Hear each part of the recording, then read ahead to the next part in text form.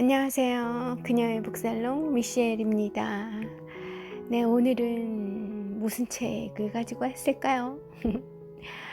네, 제목 클릭하고 들어오셨으니까 아실 것 같아서 바로 말씀드립니다. 사마천의 사기 소개해 드릴 거예요.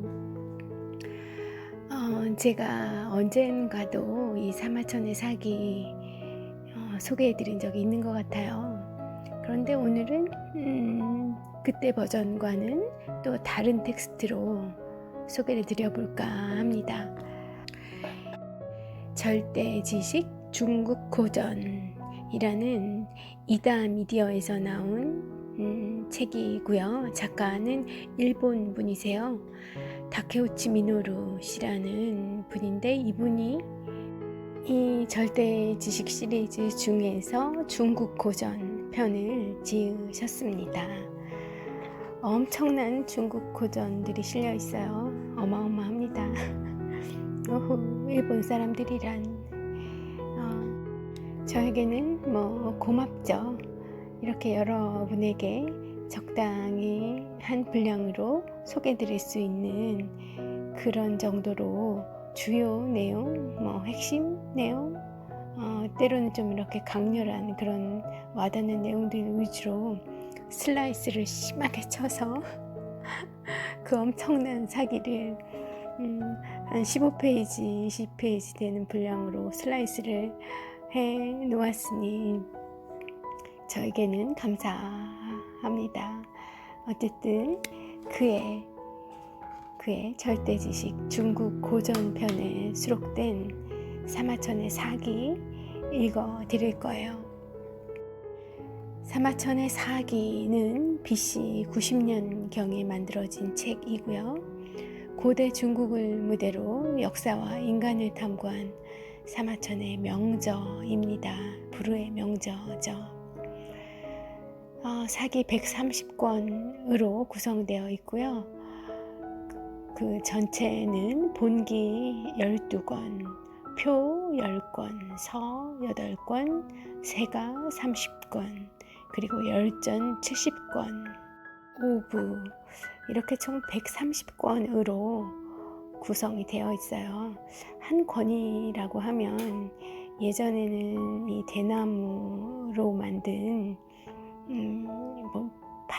판때기 그런 것에다가 글을 썼기 때문에 그 한 권이 130권에 각 한 권이 지금으로 치면 이제 한 권에 담길 수도 있는 그런 분량이겠지만, 어쨌든 예전에는 어마어마한 분량이었겠죠. 그걸 다 보관한다는 것 자체가 엄청났을 거예요. BC 90년경에. 더군다나 사마천은 이제 그 황제의 눈에 벗어나서 궁형을 맞은 상태였고, 늘 이 사마천의 엄청난 지성과 샤프한 그런 철학, 사상 이런 것들에 대해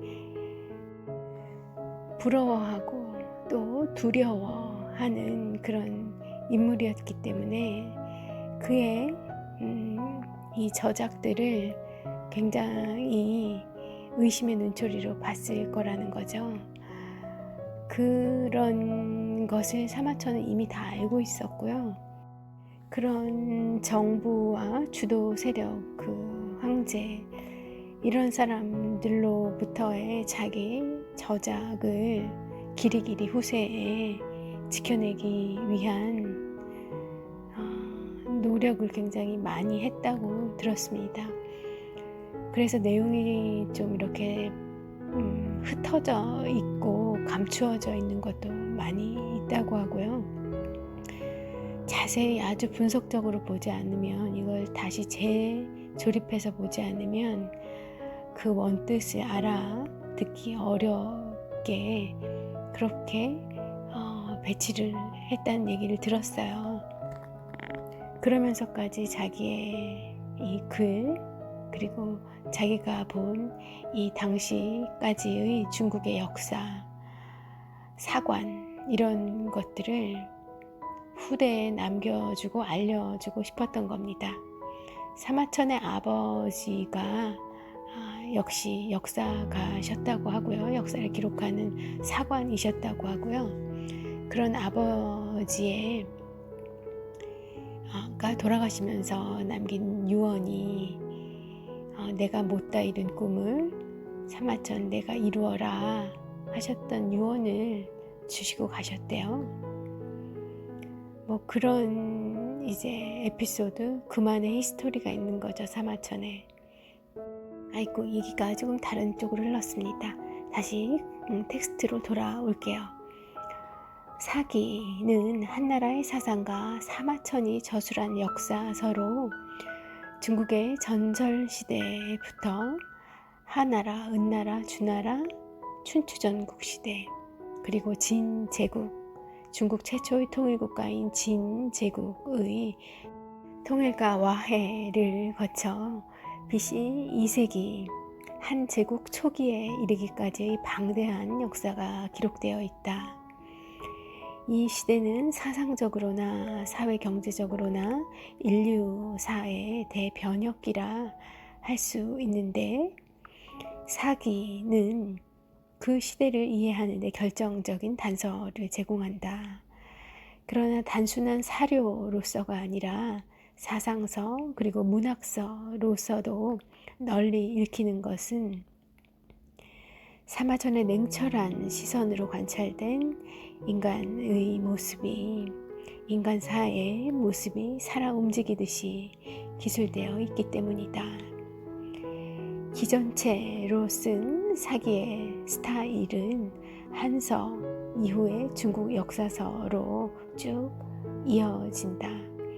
그러니까 이 사기에서 사마천이 역사를 기술한 이 방식이 이후의 중국 역사에 있어서 모든 역사서에 어떤 그런 아주 기술의 전형이 됐다는 거예요. 이런 스타일로 다 중국의 그런 쟁쟁한 역사서들이 다 이 스타일을 따라가게 됩니다.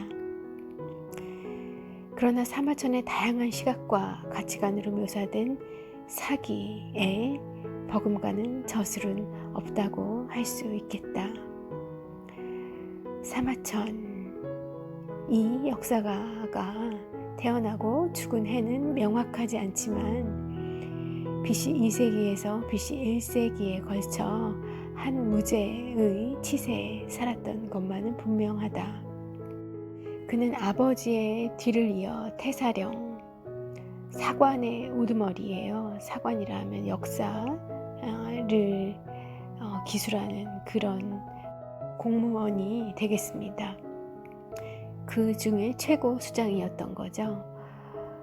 아버지도 태사령이었고 그 아버지의 뒤를 이어서 또 한창 여러 정치를 하다가 태사령의 직분을 맡게 됐던 거로 알고 있어요. 그래서 역사 편찬에 종사했고요. 한때 비운의 패장 이릉이라는 패장을 변호하다가 궁형을 당해요.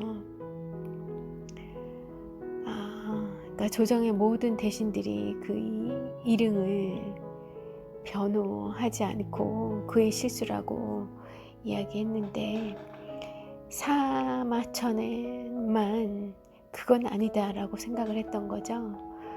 그래서 패장 이릉을 변호하다가 그의 죄는 그렇다 하더라도 그의 의도와 뜻은 그렇지 하지 않았음을 변호하다가 오히려 황제의 미움을 사서 궁형을 당하게 됩니다.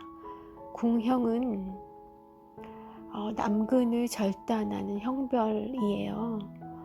당시에 중국에서 BC 2세기에 궁형이 어떤 식으로 이루어졌나, 그리고 그 궁형을 받은 사람들은 대부분 살아남지 못했다 하더라고요.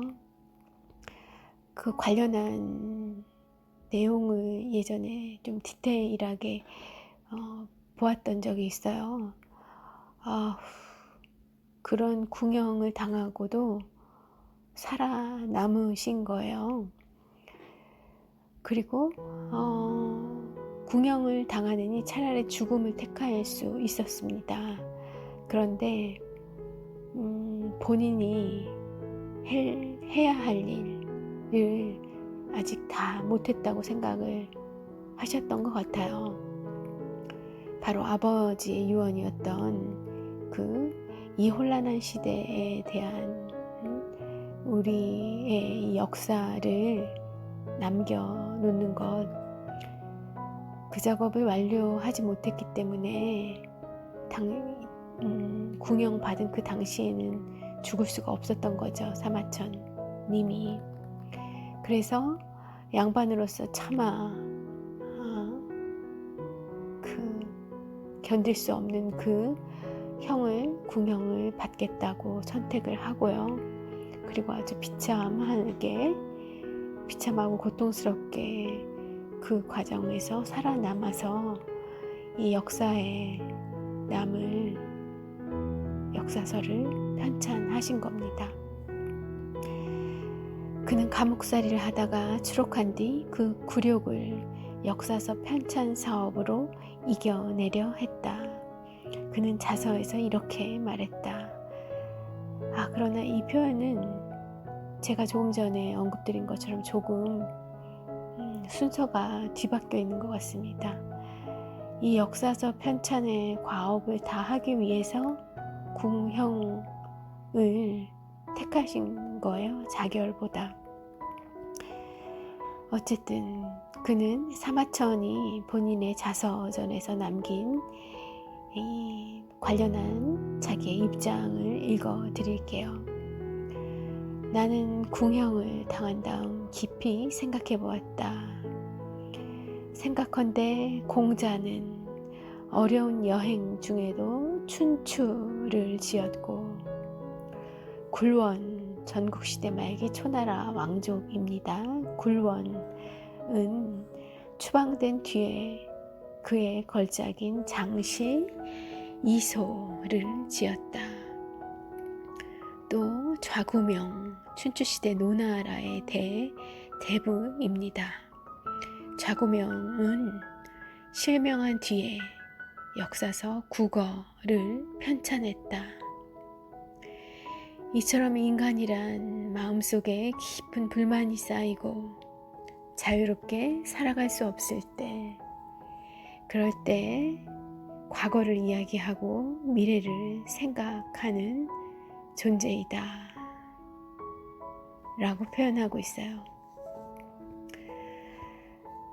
본인이 바로 그 자유롭게 살아갈 수 없은 상황, 그리고 마음속에 깊은 불만과 서러움 이런 것이 쌓여있는 그 상황이었지만, 이때야말로 내가 이 역사서를 편집해야 되는 그런 때이구나 라는 본인의 소명을 스스로 일깨웠던 것 같습니다. 사기의 음울한 표현과 날카로운 통찰, 그리고 부조리에 대한 분노에는 그런 사연들이 배경을 이루고 있었던 거죠. 자, 그럼 내용 속으로 들어가 보겠습니다.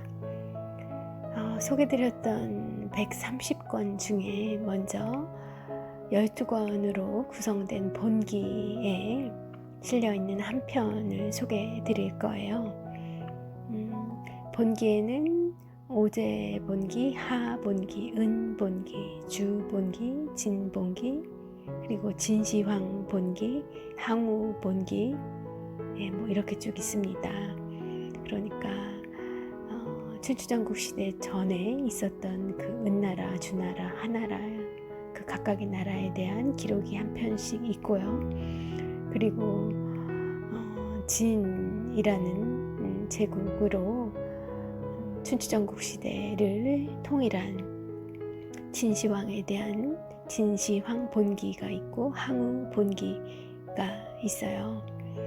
좀 특이한 것은 항우 같은 경우에는 왕조로 수립하지 못했지만 본기에 편입되어 있습니다. 본기라고 하면 이 근본이 되는 그런 의미로 생각하면 항우는 왕조를 본인이 수립한 것이 아니어서 원래대로라고 하면 이 본기에 편입될 수 없는 그런 인물이에요. 한나라의 고조 유방에게 패했기 때문에 한 고조인 한 고조를 다룬 고조 본기는 이 본기에 포함되어야 하지만 사실 항우 본기는 여기에 포함될 내용이 아닌데도 불구하고 오히려 열전에 포함되면 되었을까.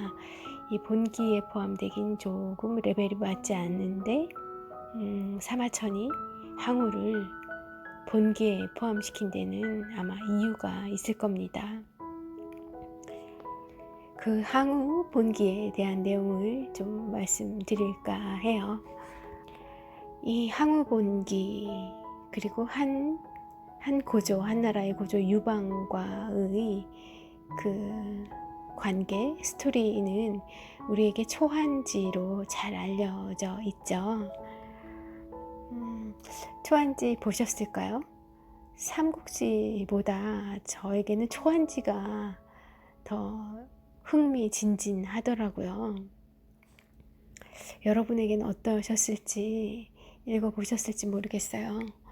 삼국지가 되었든 초한지가 되었든 바쁜 나날들을 살고 있는 우리들이 다 읽어내긴 분량이 굉장히 많으니까요. 만화책으로 보셔도 좋을 것 같고요. 어린이를 위한 편집본으로 읽으시는 것도 추천을 드리겠습니다. 그리고 또 하나의 즐거운 옵션이 있어요. 바로 유튜브 콘텐츠를 활용하시면 정말 눈도 즐겁고 재미나게 그 스토리를 보실 수 있습니다. 제 기억으로는 꽤 편수가 되었던 것 같아요. 한 7, 80편 되었던 것 같기도 해요. 회차가 초한지, 삼국지, 수호지 이런 것들의 유튜브로 그 영화화된 드라마화된 그 작품들이 있습니다. 보실만 하실 거예요. 그것도 추천드려요. 하루에 한 편씩만 해도 3달 가까이 그렇게 보셔야 할 분량들이지 싶습니다. 자, 오늘은 항우 본기 속에 나와 있는 이야기 소개해드려요.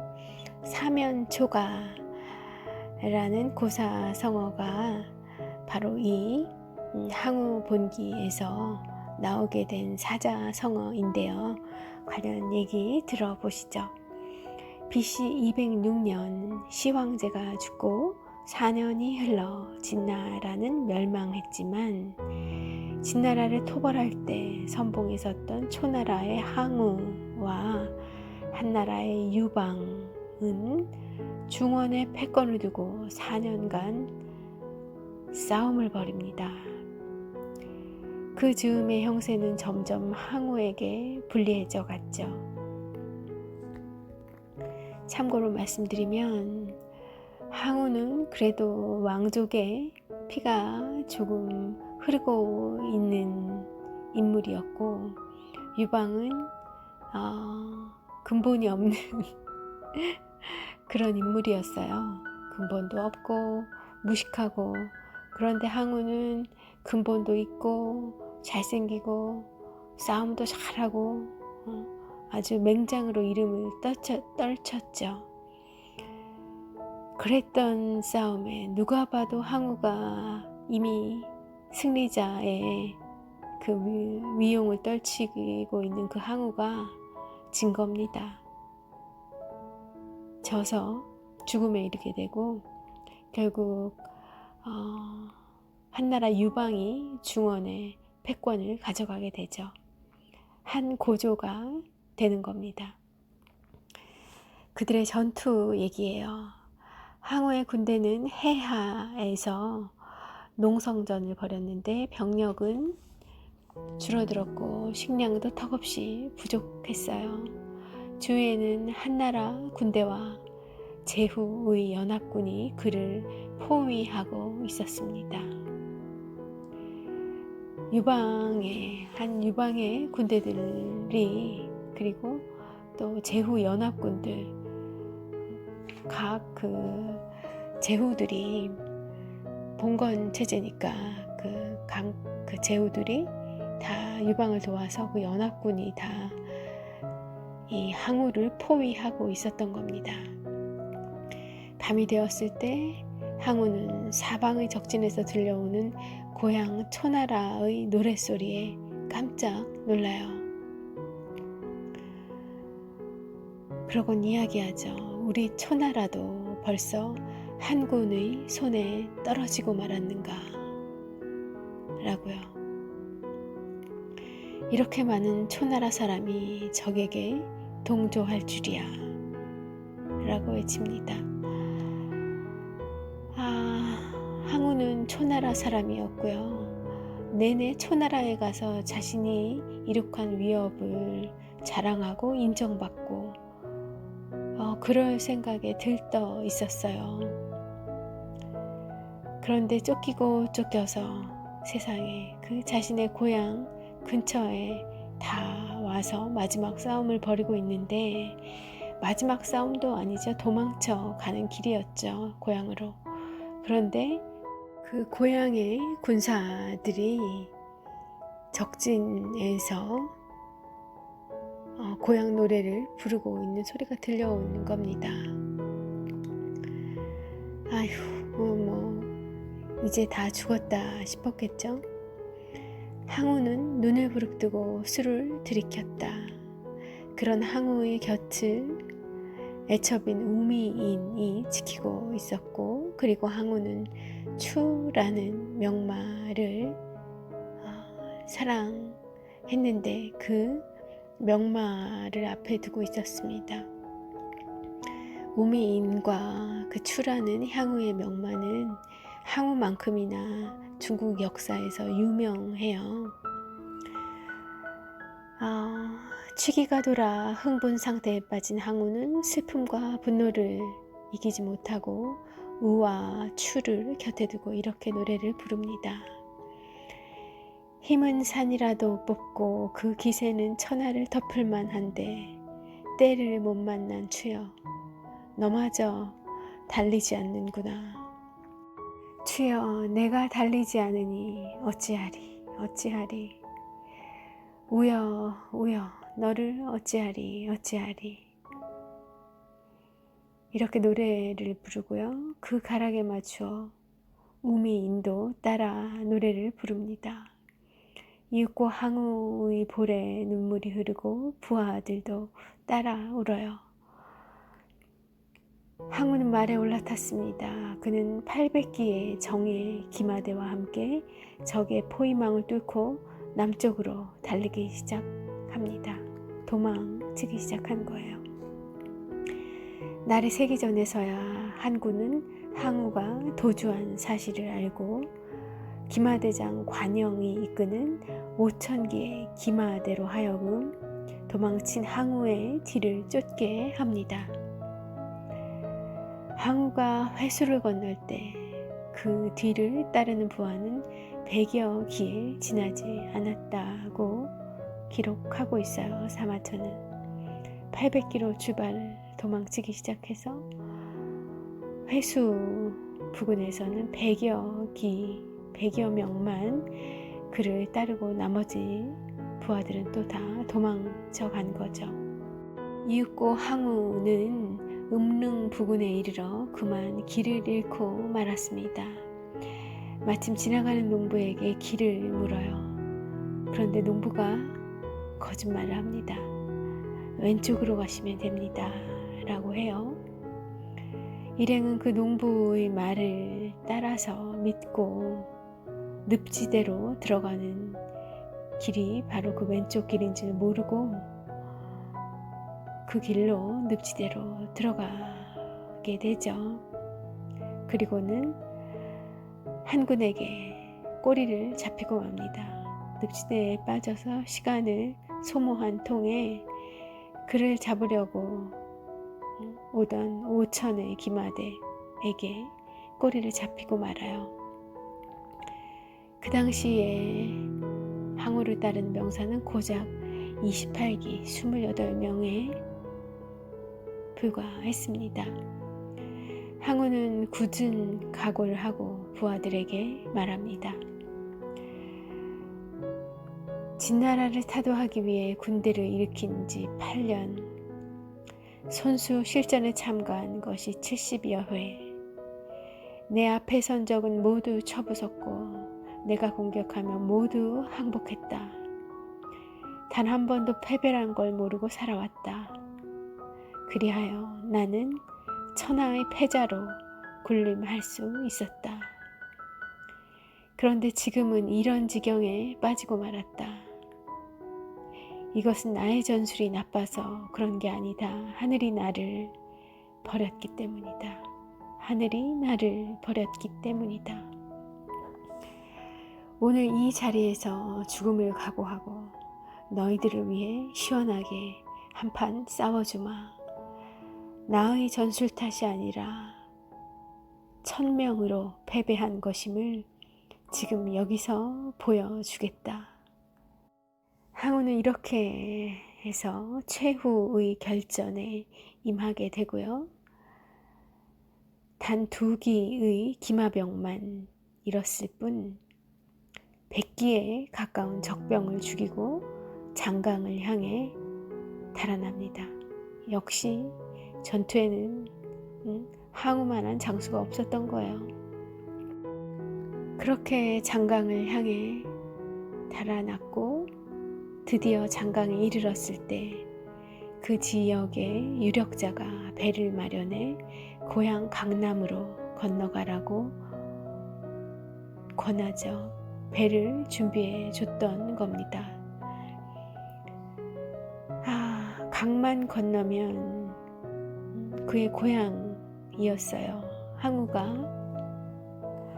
나고 자랐던, 모두가 항우를 사랑해 주었던 그 고향 땅입니다.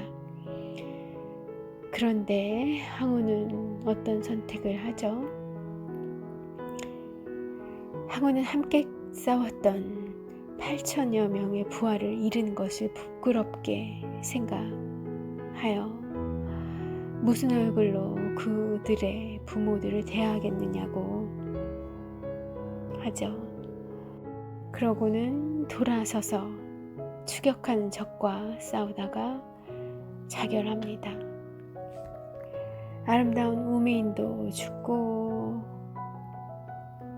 그리고 항우도 죽고 자기는 남아서 마지막 그 추격하는 적과 마지막 싸움을 벌이면서 자신의 애마 추는 그 배에 실려 보냈어요. 그런데 추는 알아채죠. 자기의 주인이 이제 죽으려 한다는 걸 말이 압니다. 그래서 출발해서 흘러가고 있던 그 배에서 말이 뛰쳐내려요. 그렇게 우미인도 죽고 추도 죽고 항우도 죽습니다. 사마천은 한나라의 장수들이 그 시체를 난도질해서 서로 빼앗으려고 하는 장면을 기술한 그 다음에 본인이 생각하는 항우의 인물됨을 이렇게 총평하고 있습니다. 목적을 이루지는 못했지만 항우만한 인물은 앞으로 나오기 힘들 것이다. 그러나 고향 초나라만을 생각하고 중원의 경영을 돌보지 않은 것은 잘못이다. 또한 초나라의 군주였던 의제를 쫓아내고 스스로 제 위에 오른 것은 고려하지 않고 제후들의 반란을 원망한 것은 어불성설이다. 자신과 자신이 세운 공회에 도취되어 독선에 빠져들어 무력에만 의존한 결과 나라를 잃고 자신도 동성에서 죽고 말았다. 또한 자신의 실패를 깨닫지 못하고 하늘이 자신을 버렸기 때문이지 자신의 전술이 나빴던 것이 아니라고 한 것은 참으로 큰 착각이다 라고 항우에 대한 평가를 내리고 있어요. 정확한 지적이 아닐까 합니다. 그래도 이 항우가 짧은 기간이지만 중원의 패권을 차지하고 있었던 것, 물론 유방이 양보해 줬기 때문에 전략적 양보였지만 그 양보를 해준 덕에 그 패권을 잠시라도 차지했었던 그것을 존중해서 이 본기의 항우에 대한 역사를 포함시켜주고는 있지만 그에 대한 정확한 평가와 판단을 내리고 있는 것 같아요. 지나고 보면, 돌이켜보면 황제가 될 그릇이 아니었던 거죠. 오늘 짧게 소개해드린 일화만 보더라도 말입니다. 나의 애인, 그리고 나의 애첩, 그리고 나의 애마, 그리고 돌아갈 나의 고향, 그런 것에 어떻게 보면 좀 사사로운 것에만 너무 마음을 빼앗기고 마음을 두고 있는 그런 좀 유약한 그 강력한 피지컬과 체력과는 달리 대제국을 경영해 나가는, 이끌어 나가는 그런 지혜와 지략, 리더십은 부족함이 틀림없고요. 그것이 부족함을 떠나서 그러고 싶은 마음 자체가 조금 없었던 것 아닌가. 그저 오히려 제 시각에서 본다고 하면 훌륭한 장수로서의 그 역할, 그 정도가 항우에게는 저격이지 않았었을까. 그러니까 제 그릇이 아니었던 거죠. 황제라는 자리는. 그런 생각이 들어요. 그런데 운명처럼 그런 게 왔고, 또 유방이 이 아주 지혜롭고 약삽한 리더십과 판단력과 실행력을 두루 갖춘 이 유방이 항우의 그런 약점을 제대로 잘 이용한 거죠. 그에게 잠시 패권을 넘겨주더라도 오래가지 못한 걸 유방은 알았던 것 같습니다. 그렇게 스스로 무너질 수 있는 기회를 항우에게 잠시 허락해 줬던 거죠. 제공해 줬던 거죠. 이렇게 그 한나라, 한 고조의 황제의 자리를 놓고 본다면 항우는 부족한 측면이 많이 있어요. 아직 어리고 젊기도 하고요.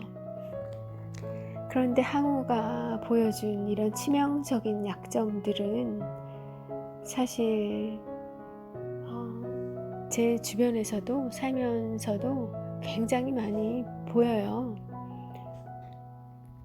아마 청취자분들, 우리 애청자분들 주변에도 무수한 사례들이 있으실 겁니다.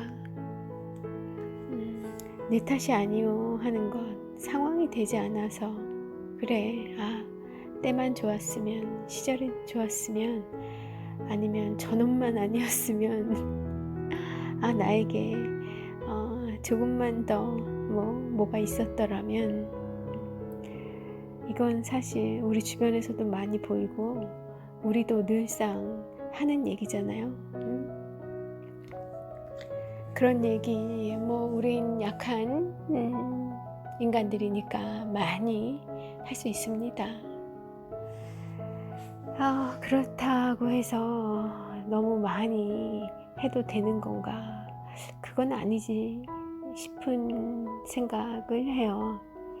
왜냐하면 그렇게 내 탓이 아니다라는 생각을 하고 그걸 입 밖에 내고 그런 행위를 한다는 것 자체가 나를 내가 객관적으로 돌아볼 수 없게끔 하는 것 같아요.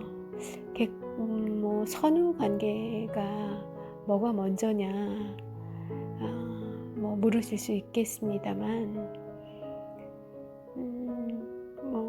나를 객관적으로 보지 않기 때문에 그런 남 탓을 하게 될 수도 있는 겁니다만, 또 동시에 남 탓을 하게 됨으로 인해서